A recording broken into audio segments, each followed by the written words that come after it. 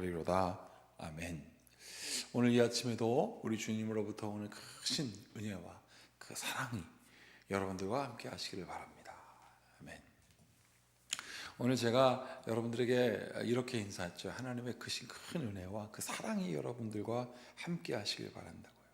여러분, 이 사랑한다라는 것은 뭘까요? 이 사랑한다는 것. 이 사랑한다는 말로 인해서 우리의 모든 공포가 다 사라지지 않을까라는 생각을 하였습니다. 여러분, 사랑한다라는 것은 그것 거리와 관계없지 않습니까? 사랑한다라는 말은 그 마음이 이미 함께 있는 거예요. 그러니 마음이 함께 있으니 거기 가고 싶은 거 아니겠습니까? 그래서 사랑은 예수님의 마음이고요, 그 사랑은 하나님의 마음입니다. 그래서 성령을 통하여 지금도 우리와 함께 하십니다. 그래서 오늘 말씀의 제목을 하나님이 없다고 믿는 어리석음이에요. 여러분, 어리석은 사람들, 오늘 성경은 뭐라고 얘기했냐면 그거를 바보라고 그랬습니다. 바보. 제대로 알지 못하는 것, 알려고 하지도 않은 것. 우리가 이런 거 있잖아요. 맛있는 음식을 주었습니다. 그런데 자기가 그동안 먹어보지 않는 음식이라고 안 먹으면 우리가 뭐라고 그래요? 어휴, 바보같이 그거 안 먹는다고 말이죠. 여러분, 하나님을 우리가 어떻게 하면 알 수 있을까요? 여러분, 철학이라는 말을 잘 알 것입니다. 이 철학은 알고자 하는 마음이에요. 그런데 이 알고자 하는 마음이 참 아름답다. 그래서 이 철학이라는 말은 지식을 사모하는 마음, 그리고 지식을 사랑하는 마음이다 라고 말합니다. 그래서 지혜를 사랑하는 자, 이거를 소피스트 그래가지고 사랑하다. 그리고 지혜를 사랑하는 자, 여기서 철학이라는 말이 나왔다 하더라고요. 그러면 이 사람의 마음을 알고자 하는 것도 어떻게 합니까? 지각이라고 그러고 그걸 지혜라고 그랬습니다. 여러분, 우리가 누군가를 사랑하면 그 사람 마음 얼마나 알고 싶어요? 제가 사랑하는 마음이 먼저 탁 들었어요. 그러면 그 사람을 알고 싶지 않겠습니까?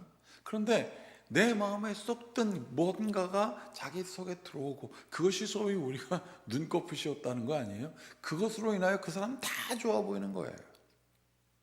영업하는 사람들은 어떻습니까? 고객들의 마음을 알아야죠. 여러분, 이런 것과 다 똑같습니다. 무언가를 알면, 무언가를 구체적으로 찾게 되면 마음이 기뻐집니다. 여러분, 그래서 철학이라는 것은 무엇을 알고자 하는 학문이라고도 합니다. 그래서 질문도 하고 읽기도 하고 연구하고 생각하고 막 이러는 거거든요. 여러분, 오늘 말씀 보세요. 53장 1절을 보면 어리석은 자는 뭐라고 되어 있냐면 그 마음에 이르기를 하나님이 없다고 합니다. 자, 하나님이 없다고 하는 마음을 왜 갖게 됐냐면 그들은 부패하여 가증한 악을 행하여 선을 행하는 자가 없도다. 선을 행하지 않는 것, 선을 행하지 않는다 합니다. 부패하고 가증하대요. 그러면 도대체 선을 행하지 않는 것이 부패하고 가증한 것인데, 부패하고 가증한 것은 무엇인가? 자, 2절을 보세요. 하나님이 하늘에서 인생을 굽어 살피사 지각이 있는 자와 하나님을 찾는 자가 있는가 보려 했다 그랬습니다. 그러면 부패하고 가증한 것은 결국 무엇이냐면 하나님을 찾는 마음이 없고 다른 곳에서 자기의 의지할 바를 찾는 거였어요. 자, 하나님이 눈에 보이지 않으니까 구하지 않는 것과도 맞습니다. 아니, 하나님이 눈에 보여야 찾지. 여러분, 이건 사실은 핑계거든요. 이게 중요하지 않는 것입니다. 어리석은 거예요. 여기 뭐라고 되어 있습니까? 각기 물러가, 3절, 각기 물러가 함께 더러운 자가 되고 선을 행하는 자가 없으니 한 사람도 없다.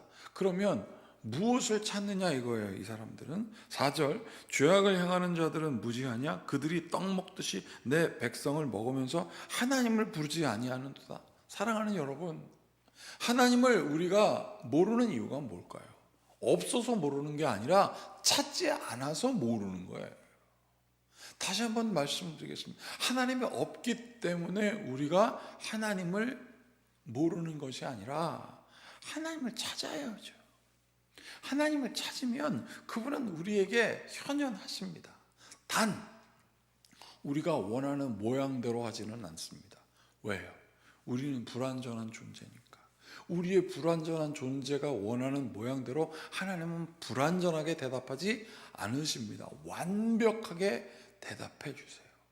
여러분, 우리가 소위 공포라는 거 아죠?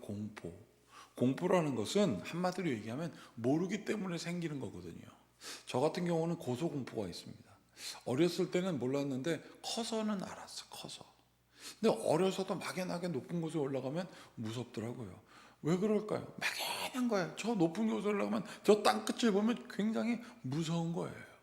자, 떨어져 보지도 않았고 거기 부딪혀서 죽음을 경험해 보지도 않았어요. 그런데 그 떨어지는 것 그리고 죽음 이런 모든 것들이 저에겐 너무나 막연하고 무서워요.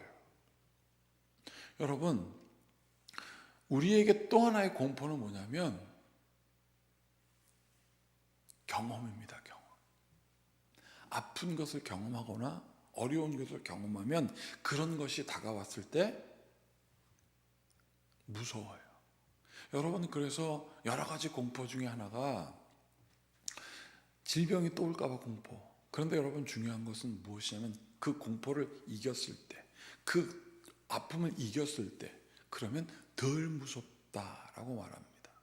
그런데 또 하나의 공포는 무엇이냐면 어둠 속에 나 혼자 있을 때 생기는 공포이기도 합니다. 제가 여러분들에게 설교 시간에 굉장히 많이 말씀드렸어요. 공포, 어둠 속에 있을 때, 보이지 않을 때 생기는 공포. 그런데 제가 어제 강연을 듣다가 어떤 강사가 그런 얘기를 하더라고요. 이러한 공포들은 우리가 많이 아는 공포라는 거예요. 그런데 우리가 예측하지 못한 공포가 찾아올 때가 있다는 거예요. 그게 뭔가 저도 이렇게 쫑긋해서 들어봤거든요. 그랬더니 이렇게 얘기를 하더라고요. 준비되지 않았을 때 생기는 공포. 뭔가 해야 되는데 준비되지 않았어요.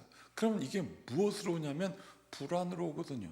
그 불안이 사람들 앞에 딱 내어 비춰졌을 때 생기는 그 반작용. 저 사람들이 나를 어떻게 볼까라는 공포. 여러분, 그런데 제가 그 강연을 듣다가 이런 생각을 했습니다. 그래도 그거는 낫다. 준비가 되지 않아서 갖는 공포는 부지런한 사람이 갖는 공포거든요. 책임감이 있는 사람들이 가지는 공포거든요. 무책임한 사람들은 그런 공포를 갖지 않습니다. 자, 그러면 이러한 공포가 왔을 때 우리는 어떻게 해야 될까요?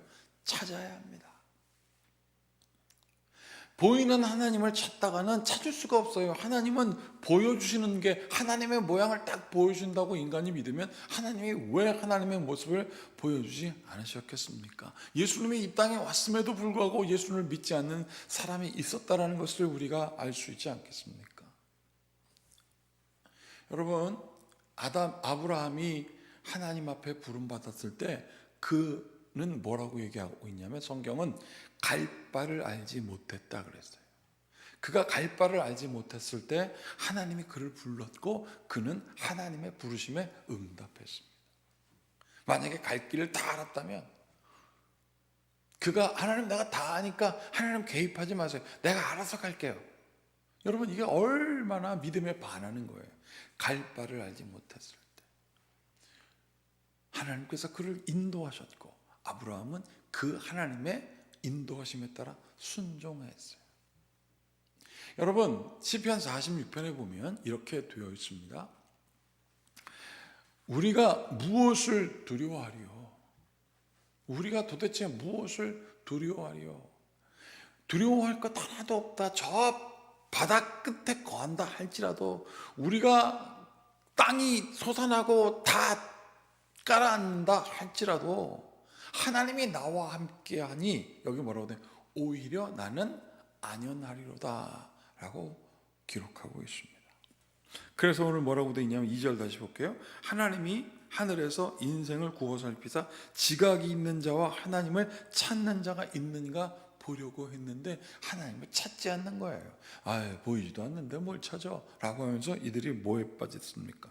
자, 4절에 보면 죄악을 행하였는데요. 6절, 5절 그들이 두려움이 없는 곳에서 크게 두려워하였으니 너를 대항하여 진친 그 뼈를 하나님이 흩으심이라 하나님이 그를 버리셨으므로 내가 그들에게 수치를 당하게 하였도다. 여러분, 우리에게 두려워했던 그 두려움 때문에 하나님이 보이지가 않았던 거예요. 하나님을 찾을 수가 없었던 거예요. 하나님 이런 상황 가운데 하나님은 도대체 어디 계세요? 라고 하지도 못한 거예요. 이게 좋구나. 이렇게 하면 되는구나. 물질에 쓸려가고 사람에 쓸려가고. 사랑하는 여러분, 오늘 하나님은 뭐라고 해서 하나님이 나를 찾는다. 하나님을 찾는 자를 하나님께서 굽어 살피신다 하였습니다. 나는 하나님을 찾는 여러분들에게 축복합니다. 하나님을 구하는 여러분들이 되기를 축복합니다. 그러면 하나님께서 여러분들에게 오십니다. 그러니까 현현하세요. 아니, 이미 우리와 함께 하고 계십니다. 다만 알려고 하지 않았기 때문에 몰랐던 거예요. 우리의 부족함을 구했을 때 하나님은 우리를 채워주세요. 모세가 갈 바를 알지 못했을 때 하나님께서 그 갈 바를 하나님의 뜻대로 다 채워주셨지 않습니까? 여러분, 자녀가 하나도 없는데 하나님께서 뭐라고 했어요? 내가 너를 하늘의 별과 땅의 모래알같이 많게 하겠다고 하지 않으셨습니까? 이거는 아브라함이 생각하지 못한 거예요. 하나님께서 채워주셨습니다. 그래서 아브라함의 인생에 하나님 굉장히 중요한 것을 경험하게 하십니다. 그것이 바로 여호와 이레, 하나님이 준비하셨다. 사랑하는 여러분, 오늘 설교 시간 가운데 제가 말씀드린 게 있습니다. 우리가 공포에 빠질 때 언제 있는가?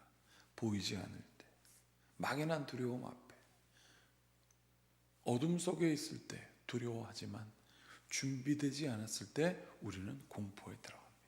그러나 하나님이 준비하셨다는 것을 아브라함은 경험하였기 때문에 내가 막연하게 바라는 그 하나님의 그 현현이 아니라 하나님의 완벽함으로 그를 붙드시고 함께 하셨음을 그는 알았기 때문에 그가 하나님을 바라보는 믿음에서 흔들리지 않았고 그를 일컬어 믿음의 조상이라 하였던 것입니다.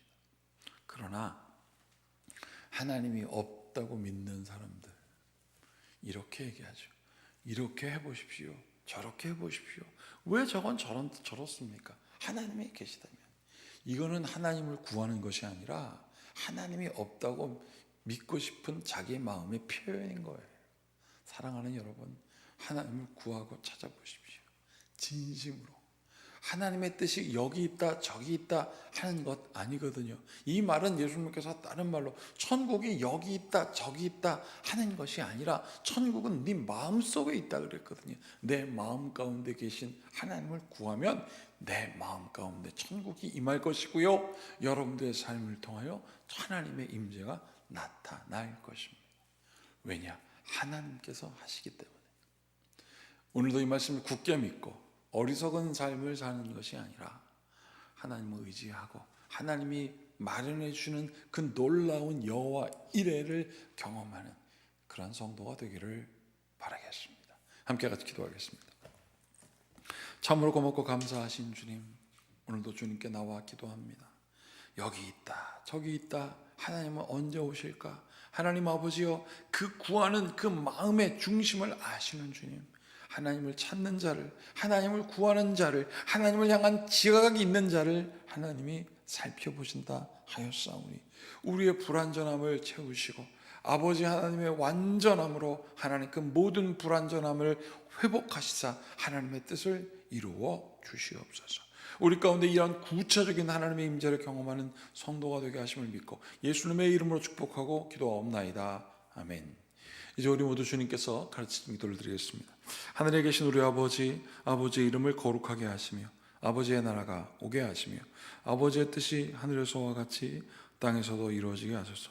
오늘 우리에게 일용할 양식을 주시고 우리가 우리에게 잘못한 사람을 용서하여 준 것 같이 우리 죄를 용서하여 주시고 우리를 시험에 빠지지 않게 하시고 악에서 구하소서. 나라와 권능과 영광이 영원히 아버지의 것입니다. 아멘. 오늘도 이 말씀 굳건히 믿고 하나님을 믿는 슬기로운 성도가 되기를 축복합니다. 그리고 하나님을 의지하여서 우리의 불완전함이 아니라 하나님의 완전함을 채우시는 성도가 되게 해달라고 기도하시고 이번 주일날 이 내일 모레 우리 기쁜 마음으로 함께 예배하는 시간 되시기를 바라겠습니다. 함께 같이 기도하겠습니다.